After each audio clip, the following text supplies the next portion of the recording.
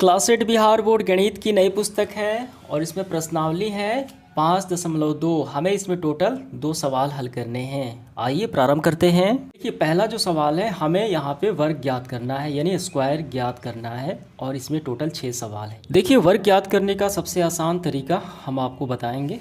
यहाँ पे 32 का वर्ग ज्ञात करना। वर्ग का क्या मतलब है? स्क्वायर, ठीक है, यानी यही चीज़ 2 बार। ठीक, तो सबसे पहले आपको करना है इस 2 का स्क्वायर कर लेना है। 2 का स्क्वायर कितना होता है? 4। ठीक, अभी आपस में गुणा कर देना है। 3 दूनी 6, और फिर इससे गुणा कर देना है। 6 दूनी 12, 12 के 2, रिमाइंडर 1 यानी हासिल 1 बचा। और 3 का स्क्वायर कितने हो गए? 9, और एक हासिल 10, तो ये आ गया 1024। काफ़ी सरल है, तो ये हमारा आंसर ये हो गया। ठीक, अब इसके बाद देखिए 32 का स्क्वायर, स्क्वायर मतलब 2 बार।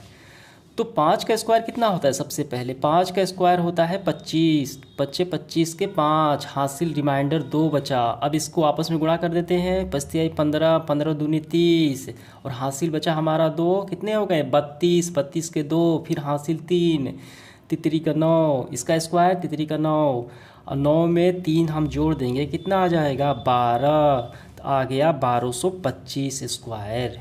समझ में आ गया? तो 35 का स्क्वायर आसानी से निकल गया। अब इसके बाद देखिए तीसरा सवाल, 86 का स्क्वायर ज्ञात करना है। ठीक, तो स्क्वायर करेंगे।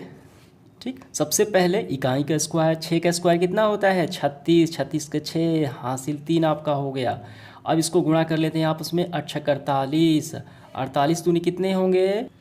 48 दूनी 96, 96 है लेकिन पहले से हासिल 3 है।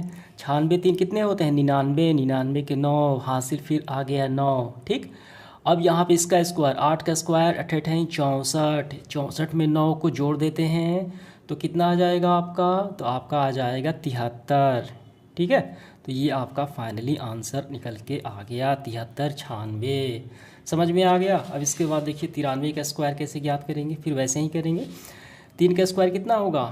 9 होगा, तितरी का 9।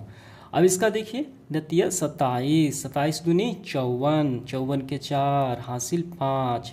अब 9 का स्क्वायर कितना होता है? 81, 81 में 5 अगर जोड़ दें तो कितना आएगा? 86, तो 86, तो इसका स्क्वायर आ गया 86 49। क्लियर हुआ?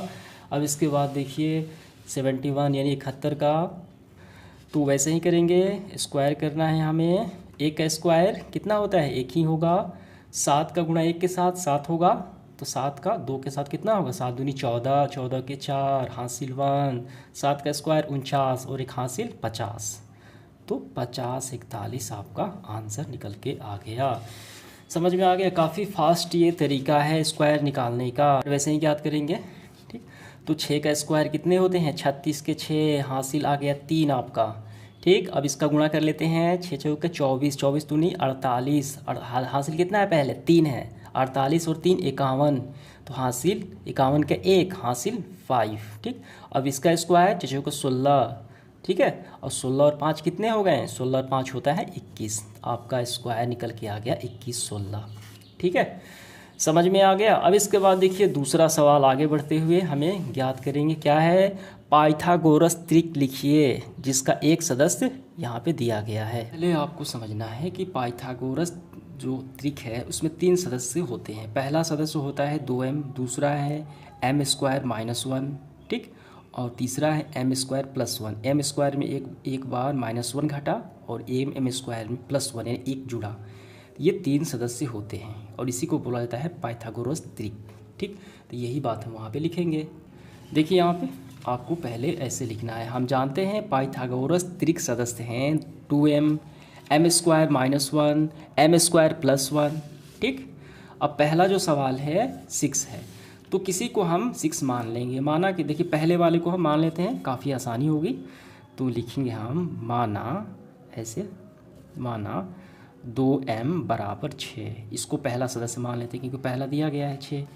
ठीक, तो m का मान हम ज्ञात कर लेते हैं। m का मान देखिए ये गुणा है, गुणा वाले संख्या का पक्षांतर कहाँ होता है? भाग में।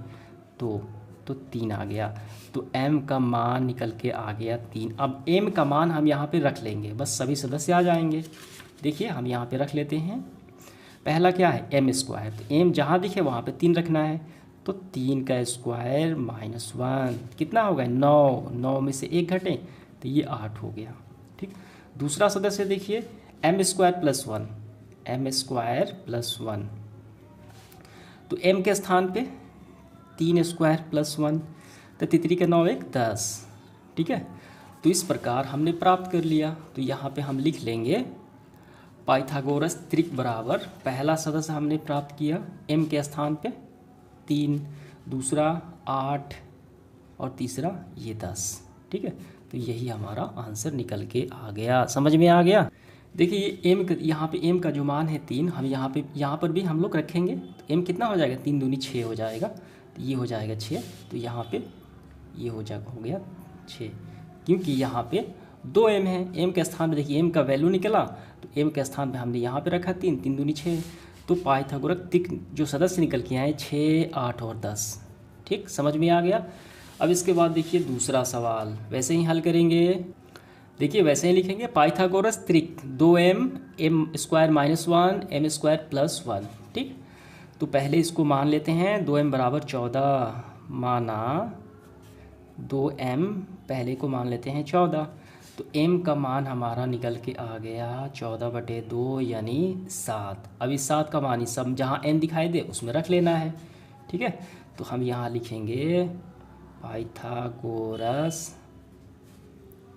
त्रिक कितने निकल के आ गए, देखिए यहाँ पे 7 रखेंगे, 7 दूनी 14, यहाँ पे रखेंगे देखिए 7 7 से 49, 49 में से 1 गया कितना होगा 48, 48, यहाँ पे 7 7 से 49 और 1 50, आपको मान रख लेने हैं। तो ये हमारा निकल के आ गया 14, 48 और 50। क्लियर हुआ। अब इसके बाद तीसरा वैसे ही करेंगे पाइथागोरस त्रिक, आपको लिखना है वही बात हम जानते हैं। पाइथागोरस त्रिक बराबर सदस्य हैं 2m m square minus 1 m square plus 1, आपको यहाँ पे लिख लेने हैं। ठीक, तो इसको हम लोग मान लेंगे 16, माना 2m बराबर 16। ठीक है, तो m का वैल्यू कितना आ गया 8 दूनी 16, 16/2 यानी 8। अब इस 8 का मान इस सब में रख लेंगे, तो यहाँ पे हम लिखेंगे पाइथागोरस त्रिक बराबर सदस्य आ गए। देखिए यहाँ पे 8 रखेंगे कितने होंगे 16, यहाँ पे 8 रखेंगे 8 8 64, 64 में से 1 गए 63, यहाँ पे 8 8 64, 64 1 65, तो 16 63 65 आपका आंसर निकल के आ गया।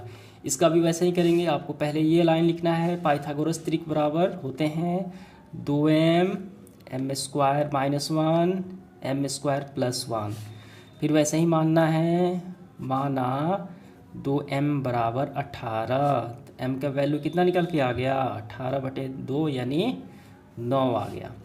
अब देखिए अब सदस्य आ गया पाइथागोरस त्रिक हमारा निकल के आ गया। 9 के स्थान पे देखिए यहाँ पे रखेंगे 9 दूनी 18, अब यहाँ पे रखेंगे 9 दूनी 81 और 81 में से 1 घटे तो 80, यहाँ पे 99 81 और 1 कितने 82, तो ये हमारा आंसर निकल के आ गया।